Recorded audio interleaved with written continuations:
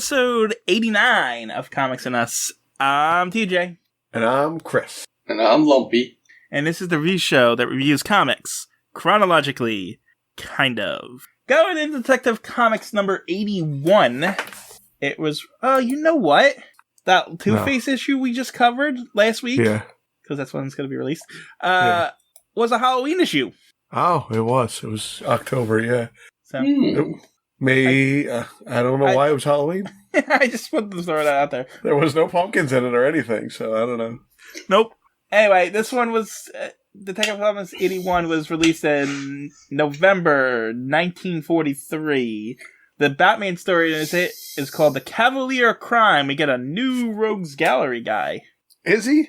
Does he stick around? I think so.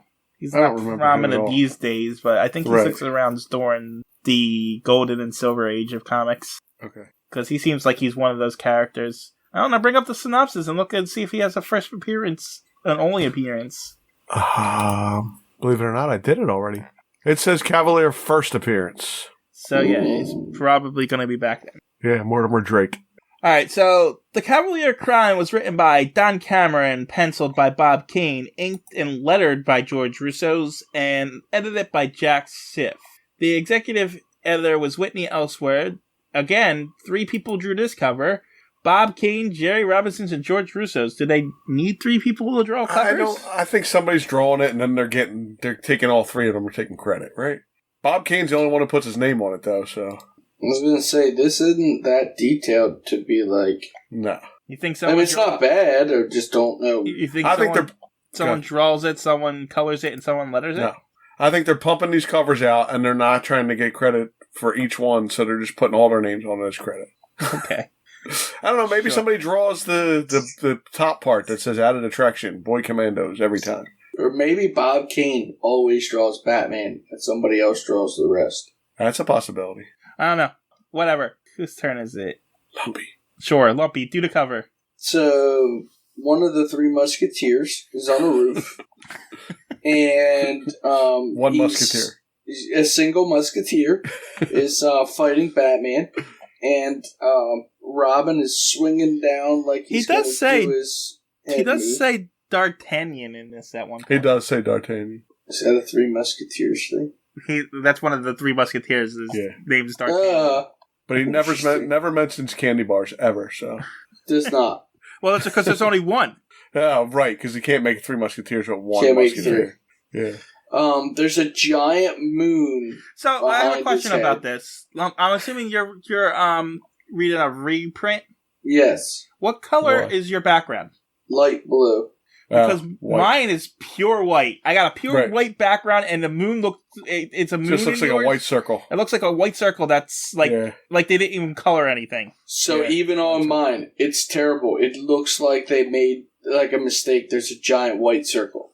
Yeah, that's all we got. So it's giant. Like it doesn't even look like a moon. But like your background, the background underneath where Batman is fighting the Musketeer, is the background white or blue? Blue.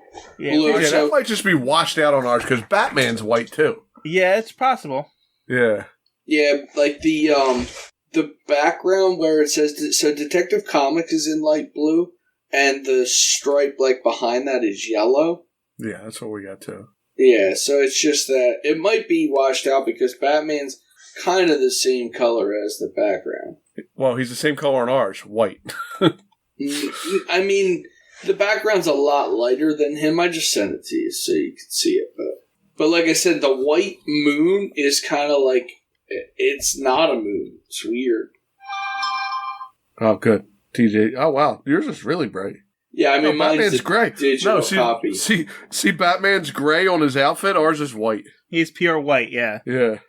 Uncle Chris, you should send him a picture of that. Yeah, hold on, I'll do it. But yeah, it's weird. Yours is like redrawn almost. It looks way better. Or ours just sucks. But when I post the YouTube version, I'll do the one the one I have that's all washed out, just so everybody sees it. Yeah. But yeah, while they're doing that, the cover is still 10 cents. We still have the extra added attraction of the Boy Commandos. And the Batman and Robin encounter a new and swashbuckling foe, the Cavalier. Anything else about the cover? It stinks. It's not that great, no. No, it stinks. Wow, yours is totally different. Yeah. Like, even Robin, like, all their skin color, except for Batman's face, is white. Yeah, Like, they didn't color it. that's why I was curious about yours, because I know you were reading a reprint. Huh, that's weird. Alright. Is that it? We done with that? Yep. Done with that. Alright. So, moving on. Normally I would talk about, of the book review and the Superman Super Crow, but I don't have it here this time. Nope. Instead, I got the world-famous encyclopedia. Yep. We're getting a Funko Wagnalls encyclopedia for 7 cents. 512 pages. For only 7 cents and a 3-cent stamp. So 10 cents. You're getting this giant book. Yep. So there you go. Get your encyclopedia, comic readers. You know what, though? I guess it's a scam, because it's probably just the first one. Yeah, And it's then you definitely got- just the first one. Yeah, because it says there's 25 superb volumes. Always. Yeah, so you're That's how they you're do getting shit. the first one for 10 Uncle cents. Chris, you missed this. It says 7 cents, and then in little smaller letters it says and a 3-cent stamp. I said that, so 10 cents total. But I didn't hear you. I wonder, I'm trying to look where it says, and then for $10 additional for each of the next 24 volumes or something, but I don't see any of that. No, but you do get a gift coupon. If you Yeah, want I it. see the gift coupon. Anyway, that was the 1943 edition of the encyclopedia. Moving on. Uncle Chris, want to talk about the non-canon splash page? That's not canon? A shrunken Batman and Robin again? No, I don't think Batman's... I think Batman's bigger than A sword? rapier? Rapier. Whoa, he's rapier than a sword? Or He's definitely maybe it's an epi. rapier than a sword. Maybe an epi. I don't know. They do say- He does sleep in the same room as an 8-year-old. Whoa, Yes. all right, let's not get into that. We got one musketeer standing there with little tiny Batman running down his sword, and then a small Robin swinging over, and we got a half a paragraph or a whole paragraph of text. That's what we got going on here. Yep. The background is just nothing. Yeah, it looks like a dirty wall on ours, but it's probably because ours looks like it's somebody. I think the comic we got the scan of looks like somebody like had it in their basement for 50 years before they scanned it. Because, I mean, mine's pretty crisp, but it is like baby poop green on the background. Yeah, well, ours got like dirt all over it on the background. Yeah, What color is his suit? it's gray. Oh, it's yellow, Yellow and brownish. brown, maybe Yeah, red. yellow, brown, and a red So his- feather. His boots and his pants and his like sleeves of his shirt are purple. The rest Brown. of all of his stuff is yellow, and Light his cape yellow. is green. Yeah, we got a green cape. I don't even see that cape back there because it's blending in with the dirty wall in the shadow. The floor is blue and the wall is green. I just skipped 2 pages on accident. Now I got to try to find a way to go back. Anyway, we open up with our new villain, the Cavalier, talking to a kid. And this kid has a baseball, and he's like, and the Cavalier's like, give me your baseball. He's like, and the kid's like, no, I'm not giving you my baseball. And the Cavalier gives him 3 baseball and takes his baseball. He says, no, give me back my ball. And then he just walks away. Yeah. Bruce and Dick see this and says, well, that was odd. But this is a job for Batman and Robin for some reason. Because Quick, they took let's that get kid's changed. ball. Instead of just being a regular guy and saying, yo, dude, get that kid his ball back. Yeah, exactly. Bruce could have just went up as Bruce and said, what are you doing? Yo, you can't take that kid's ball. Give it back to him. But anyway, Batman and Robin show up a split second later. They say that split second later, split second. and Batman's like, "Who are you stealing balls for?" And he's like, "Haha, I'm your new enemy. I'm going to be more of a nuisance than Joker and Penguin." And, So his goal was to be one of Batman's problems. he says, "Meet your potentially famous new opponent, the Cavalier. I Yeah, hope to be he does. even greater inconvenience to you than the Joker and the Penguin." So I'm a bad guy. I want to do bad things, and I also want to piss Batman and Robin off, so they chase me around. Okay, Essentially, Yes. yeah.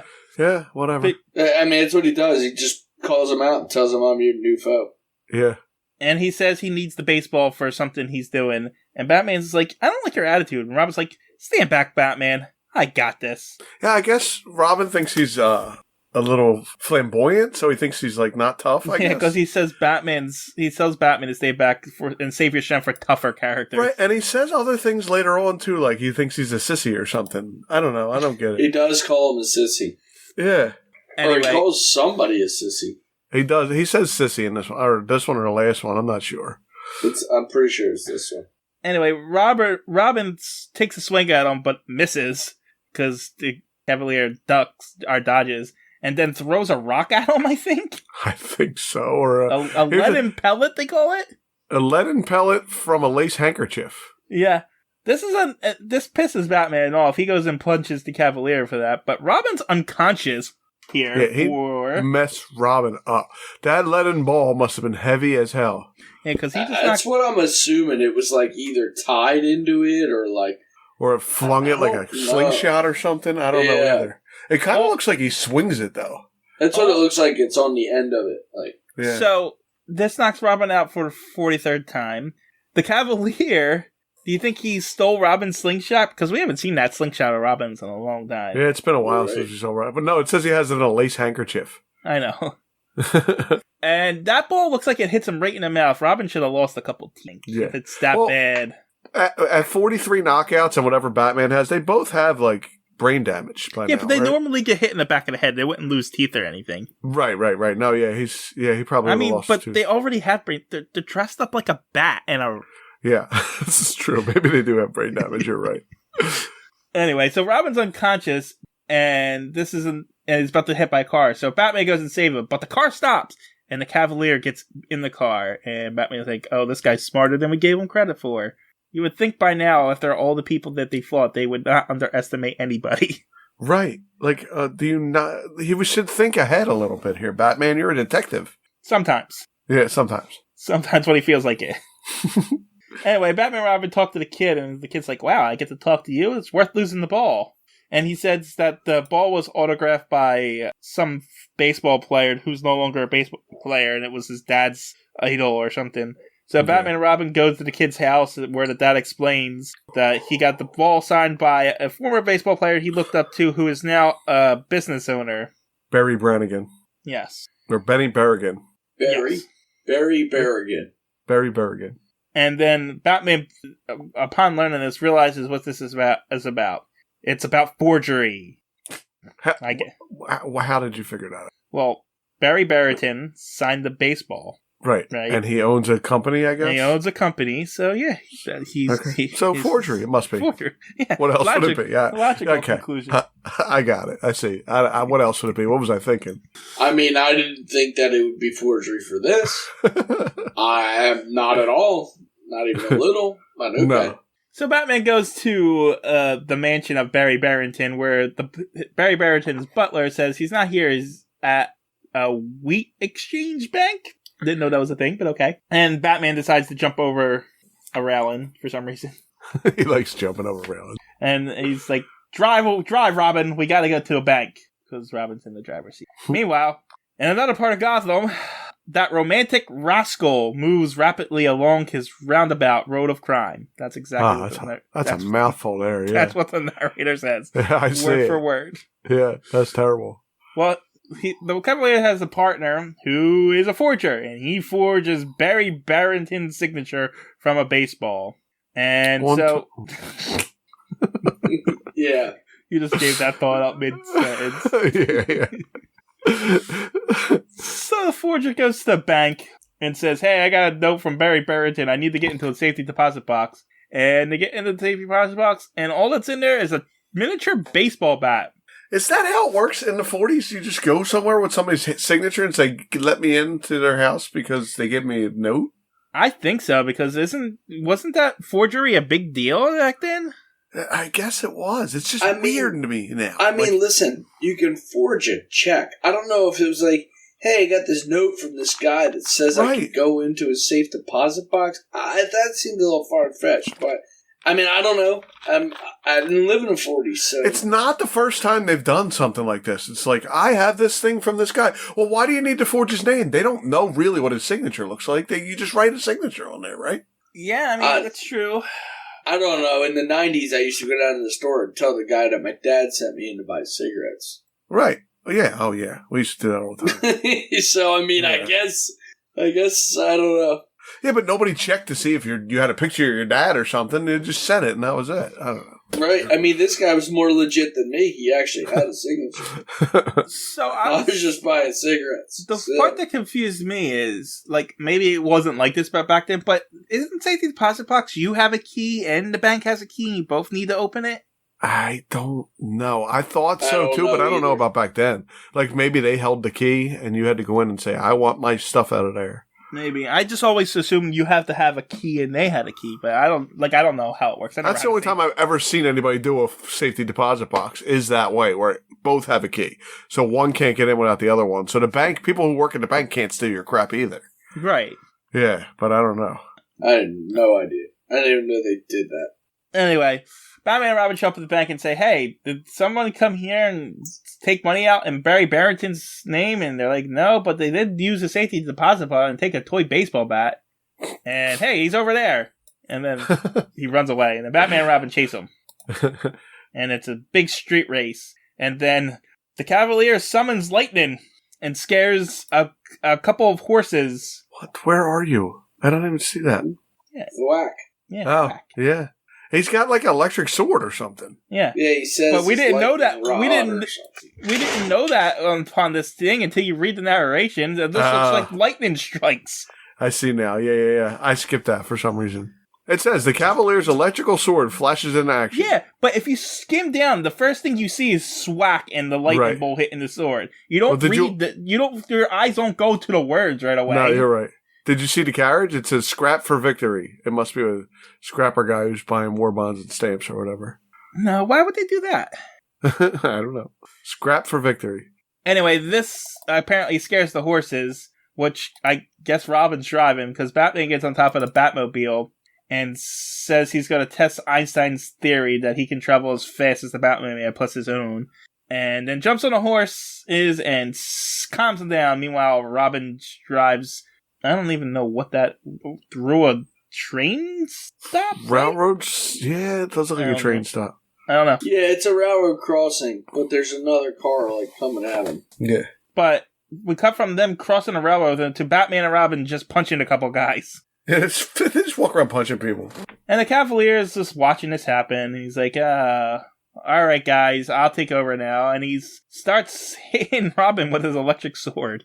Yeah, he's cattle prodding him. And so he holds off Batman and Robin until a train comes, and the train cuts them off, and they get... Well, no, I'm sorry. The train's coming, and the Cavalier says, here, you want this? He throws the miniature baseball bat, and then the train cuts them off from catching them. Yeah. And then the narrator is asking us, what? Why would he give Farley the bat? I really don't like that when the narrator cuts in here. You know why he's giving him the bat. You're the narrator. yeah, stupid narrator. Batman and Robin can't figure out why he wanted the bat, and then, oh, of course, subway electric lights. Yeah. And when you pick something up that twists off, right? Okay, you try to twist it the way you're used to twisting it, but you also try the other way, right? Without having to think about it. No, yes. You have to think of subway electric lights. Yeah, I guess you have to think of subway electric lights to twist the other way. My question... Actually, usually I twist the wrong way first anyway. Me too. I do so too. it probably would have come off for me.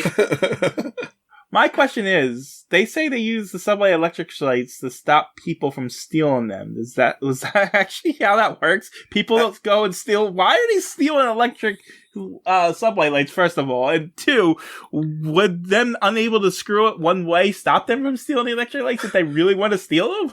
Your first question was answered in the last episode we had when they robbed a bubblegum factory and sold the bubblegum on the black market. That's so fair. Yeah, you probably can get black market lights going. The other thing is, I don't understand that either, because so they twist the other way. The people can't just twist them the other way and take them out?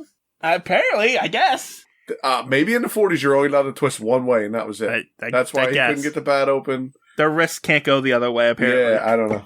I mean, they just confuse him. And they give up right away. Yeah. Maybe they didn't have the bones in their wrists that developed in humans at that time. You got all these confused criminals walking around saying, I don't know how to twist things anymore. Anyway, inside the baseball bat was a piece of cotton. Because they shook it before and nothing was, jingling in it. So why would there be something inside of it? The cotton was there to stop it. And it has an imprint of the key. I don't think that's how cotton works, though. But it's memory foam. Yeah, it was memory foam. Meanwhile... the thugs are taking the Cavalier somewhere to their next destination. Yeah, but taking them. They stop along the way because the Cavalier has to help an old lady cross the street and help her into her apartment. Because that's his code of honor? I don't know. He saw her and realized he had to help her and get out and help her. You're right. Chivalry. Yeah, it's chivalry, whatever. But the thugs are like, this is stupid. And they're not wrong. No, they're not wrong. And he gets back in and is like, we could... Batman... They stop for like 3 minutes. Is Batman really gonna, like, catch up now because of that? Yes. I mean, in the comic, yes. But in reality, I don't think it really would have made a difference. No. Anyway, Batman and Robin go to Barry Barrington, and they're like, what does the key open? He's like, it opens a safe that has sports miniatures in it that are only valuable to him. Yeah. Okay. So, the Cavalier goes to the safe, unlocks it, and it's a priceless collection to him personally. He wants these sports figurines that are apparently worthless, and his goons are like, that's what we're doing this for? Right, like, you came here for that? But, like, you're not even going to sell them, you're just going to keep them? Yeah, I don't understand what this story is. Yeah, I'm curious of where it's going. Like, if it's a continue somewheres or what? Maybe, but I have no idea why he wants a sports memorabilia, what his attachment to it is. It's very strange. There's no reason for it, so... Anyway, Batman and Robin show up. There's a big scuffle. Batman uses a fishing rod because I guess they're in a sporting good, or this guy collects sport. I guess, yeah. I don't know. There's just a reason to have this. Meanwhile, Batman picks up a fishing rod and he starts fencing the Cavalier with his lightning sword. Right. One of the thugs picks up bow and arrow, but Robin tennis rackets him. Another guy comes at Robin with a golf club, but Robin throws baseballs at him. And then Batman and the Cavalier continue to fence until the Cavalier is disarmed. But then he throws a steel-tipped dart at Batman and jumps down and then onto a motorcycle, crashes out the window, and gets away. Huh. And then, shortly after that, the person who owned the miniatures is like, thanks, Batman and Robin. And Batman's like, well, add the Cavalier to your collection soon. Or what, are they going to hand them over to him? Or not to jail? I don't know. Are they going to shrink them? I don't know. But the Cavalier says, you'll feel my steel again. And watch for another adventure of the Cavalier in the Batman magazine. So not Detective Comics. Apparently not. I don't know. So, did you guys catch, and maybe I wasn't listening to you talk, but did you catch the little box there when the guy goes through the window? The little box, what, he's driving through the window? Yeah, and it says, and before the... Dynamic Duo. Does yours say dynamic? It says Dyne-Amic Duo Connect. And mine does not say that. Mine says, and before the... It looks like a Chinese symbol -Amic Duo Connect. It says DYN.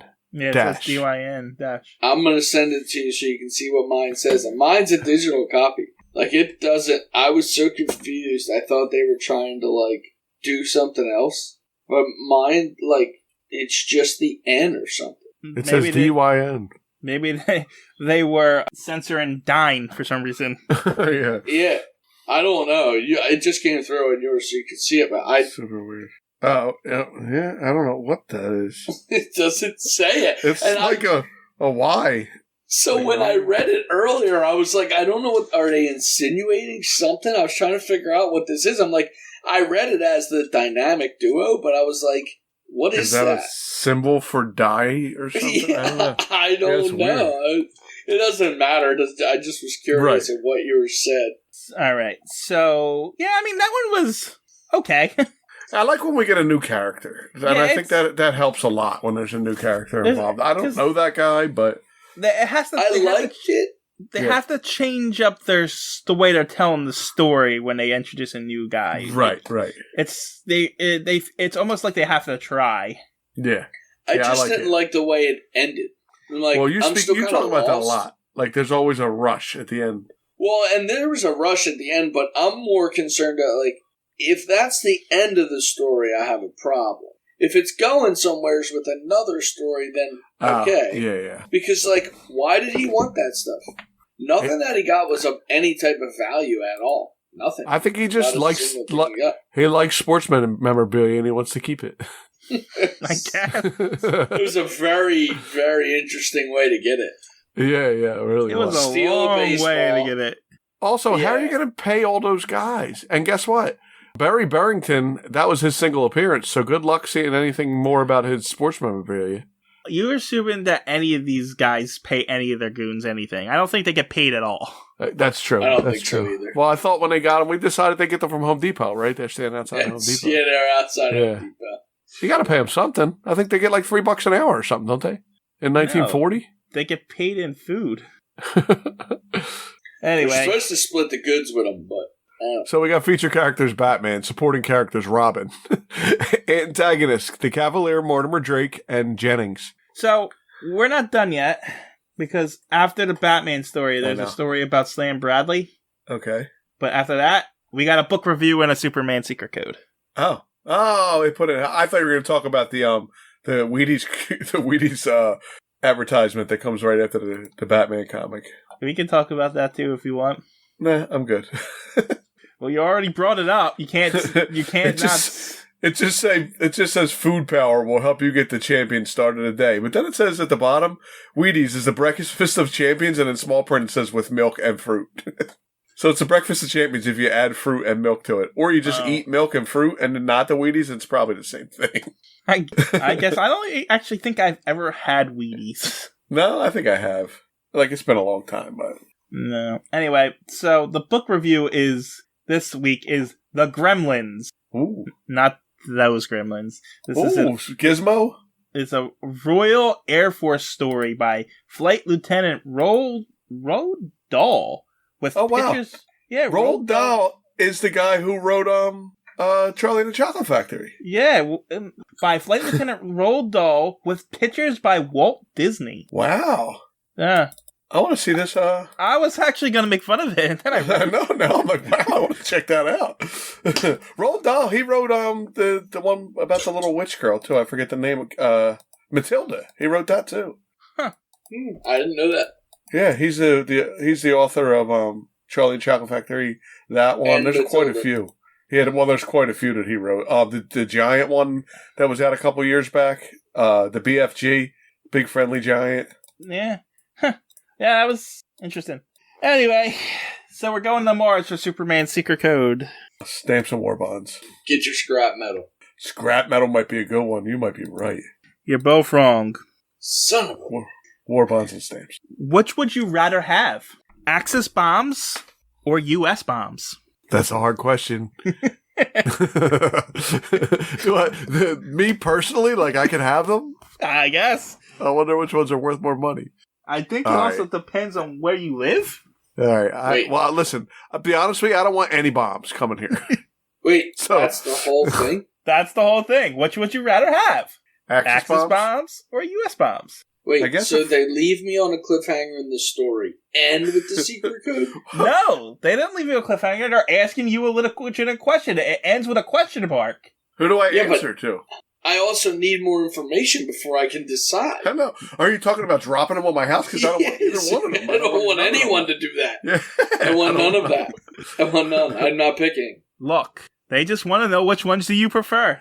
Do they mean which one would you rather have more of? Like which side would you rather have more bombs? Because I guess we want our country to have more bombs. Yeah. I spent like 5 minutes deciphering this code, and I'm telling you the information that I have. You just got to take what you get. But who do we give the answer to? Are you asking the question or just reading it to us, and that's the end? No, I asked you the question that they asked you, and we're answering it here on the podcast. Well, can we have more information, please? TJ? I need more information. Yeah. Nope, that's yeah. Well, I gotta have more information. Yeah, you can't ask us a question without any. We have follow-up questions. I'm not asking you. Apparently, Superman's asking you because this is his secret code. We have follow-up questions. Get Superman on the line quickly. Now, while you were doing this, I did look up some information about the memorabilia stuff, and I don't know if I should cover it right now. Or wait until we get to it. Well, wait until we'll wait. We won't talk about it on the podcast. How about that? Deal. All right. So everybody listening is going to be like, well, I want to hear it. What are you talking about? Well, then I You'll guess have they're to going to listen in. You have to wait from till when the we next cover it. from when the next time the Cavalier shows up. Yes, We're going to forget. we are. But No, it's okay. because I don't wanna do it's it. probably a part of the story. No, because It is. Barry Barrington doesn't come back. So Doesn't matter. It's part of the story. okay, good. All right, and I don't So- forget anything.